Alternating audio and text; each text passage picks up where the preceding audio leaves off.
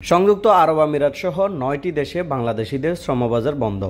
বর্তমান বৈশ্বিক প্রেক্ষাপটে যেখানে শ্রমবাজার সম্প্রসারণের কথা, সেখানে বাংলাদেশ উল্টো সংকুচনের মুখে পড়েছে।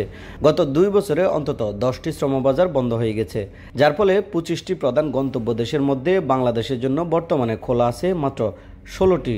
বিশেষজ্ঞদের মতে শ্রমবাজার সংকুচন হওয়া এই প্রবণতা চলমান থাকলে বৈদেশিক কর্মসংস্থানে নেতিবাচক প্রভাব পড়বে। এই অবস্থায় সরকারের সর্বোচ্চ মহলের কূটনৈতিক তৎপরতা বৃদ্ধির পাশাপাশি নতুন শ্রমবাজার খুঁজে বের করার উপর জোর দিচ্ছেন আবাসন বিশেষজ্ঞরা।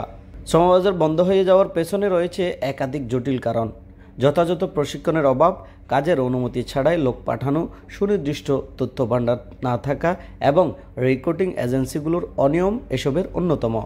দক্ষতা, ভাষা জ্ঞান ও সাংস্কৃতিক মানিয়ে নেওয়ার সামর্থ্যের ঘাটতি বিদেশি নিয়োগকর্তাদের আস্থা হারিয়েছে।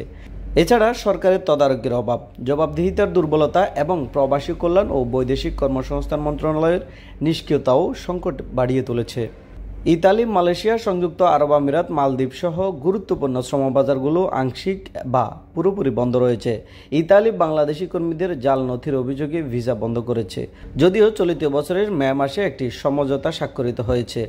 মালয়েশিয়া ২০২৩ সালের মে মাসে শ্রমবাজার বন্ধ করলেও বিএমইটির ছাড়পত্র প্রায় ১৭,০০০ কর্মী এখনও যেতে পারেনি। সংযুক্ত আরব আমিরাতে ভিসা পুরোপুরি বন্ধ না হলেও নতুন নিয়োগ প্রায় বন্ধ। মালদ্বীপে সংক্ষিপ্ত সময় চালু থাকার পর পুনরায় ভিসা বন্ধ করা হয়েছে। ১৮ সালে গঠিত শ্রমবাজার গবেষণা সেল কার্যত অচল রয়েছে, যা বিদেশি বাজার বিশ্লেষণ ও কূটনৈতিক কার্যক্রমে পিছিয়ে পড়ার একটি বড় কারণ।